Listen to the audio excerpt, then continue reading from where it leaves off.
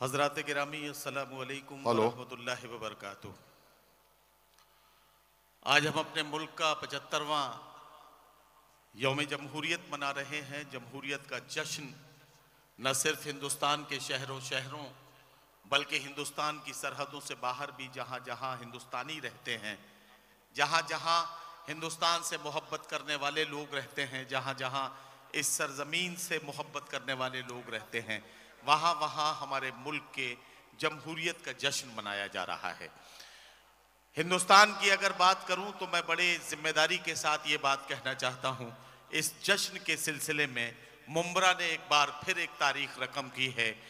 भाई शमीम खान साहब की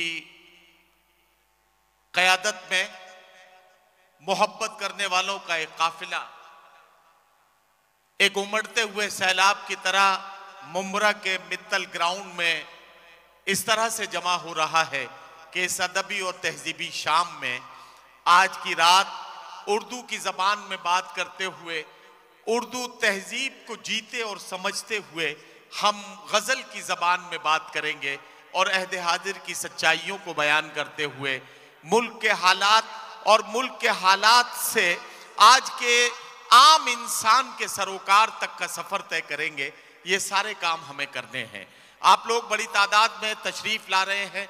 आपकी बढ़ती हुई तादाद इस बात की निशानदही कर रही है कि मुशायरा यकीनी तौर पर तादाद के एतबार से भी, अपनी शान व शौकत के एतबार से भी, शोरा इकराम की फहरिस्त के एतबार से भी और अपनी देरीना रिवायत के मुताबिक अपनी पूरी आबोताब के एतबार से भी मुशायरा हमेशा की तरह मुंब्रा का मुशायरा हिंदुस्तान के सबसे बड़े मुशायरा होने का शरफ एक बार फिर हासिल करेगा। इसमें मैं चाहता हूं कि इसकी ताईद में आप लोग जो भी यहां इस मित्तल ग्राउंड में मौजूद हैं, एक बार अपनी तालियों की गूंज में मेरी बात की ताईद करें ताकि शमीम खान साहब और उनके साथियों को यह यकीन हो सके कि उनकी मोहब्बतें हमेशा की तरह कामयाबी की तरफ आगे बढ़ रही हैं और ये मंजिल की तरफ आगे बढ़ रही हैं। आप सबका बहुत शुक्रिया। शोरा इकराम डाइस पर तशरीफ ला चुके हैं, मुशायरा शुरू करना है। मैं सिर्फ आपसे एक बात कहना चाहता हूं। आप जानते हैं कि महाराष्ट्र में और खासतौर से मुंबई में मुशायरे ही नहीं, जितने भी अदबी और तहजीबी महफिलें हैं वो वक्त की पाबंदी का शिकार हो जाती हैं। शमीम खान साहब की हमेशा कोशिश रहती है कि हिंदुस्तान के जितने भी आफताब महताब हैं, उर्दू अदब के जितने चमकते सितारे हैं, वो एक रात में चंद घंटों के सफर में आपके बीच लाकर रख दें। लेकिन उनकी सारी कोशिशें और काविशें वक्त की पाबंदी के आगे जाहिर है कि कमजोर पड़ जाती हैं और हमें हमेशा ये खतरा बना रहता है कि हमने शोरा इकराम की इतनी बड़ी फहरिस्त जमा तो कर ली, लेकिन इन्हें पढ़ने के लिए जो वक्त चाहिए वो वक्त कहाँ से निकल पाएगा। लेकिन फिर भी हमारी कोशिश होती है कि सभी शायरों को नुमाइंदगी का मौका मिल जाए। शायरों को उनके हिस्से का वक्त बता दिया गया है, उनके हिस्से में जितना वक्त आ रहा है उनको सबको बता दिया गया है जो वक्त उनके लिए अलॉट किया गया है। शोरा इकराम इस बात का ख्याल रखेंगे और अपने वक्त की हुदूद में रहते हुए अपने कलाम को मुकम्मल करेंगे। ये मैं अपने शायर साथियों से भी गुजारिश करता हूँ। आपसे एक बात की गुजारिश करता हूँ कि इन पाबंदियों के बीच में रहते हुए एक शायर के हिस्से में जितना वक्त आ रहा है उतने वक्त को बेहतरीन तरीके से सुनकर उस शायर को ऐसे नवाज दीजिएगा कि वो यहाँ से अच्छी यादें लेकर अपने घर वापस जाए। ये आपकी जिम्मेदारी है। शमीम खान साहब अपने हिस्से का काम कर चुके हैं, शोरा इकराम को अपने हिस्से का काम करना है और आपको अपनी जिम्मेदारियां निभानी है। तब ये मुशायरा यकीनी तौर पर आज की रात फिर एक तारीख लिखेगा। मुंब्रा के इस तारीख साज मुशायरे में तमाम शोरा इकराम आपके बीच यके बाद दीगरे आएंगे।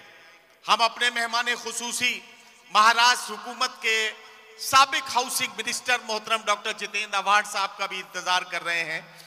आज के मुशायरे की सदारत के लिए मोहतरम सैयद अली अशरफ साहब, जिन्हें हम भाई साहब के नाम से जानते हैं, साबिक राज्य मंत्री महाराष्ट्र, वो भी हमारे बीच में तशरीफ लाने वाले हैं।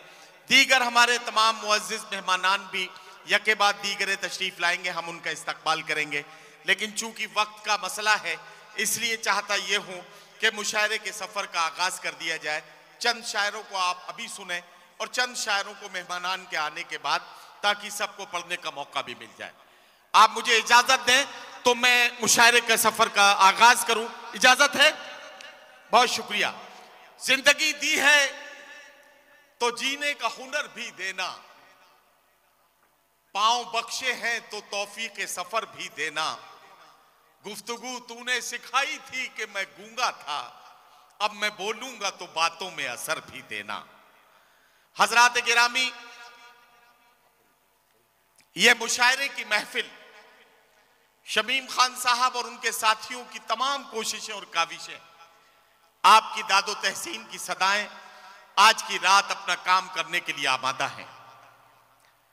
गजल की जबान में हम बात करेंगे।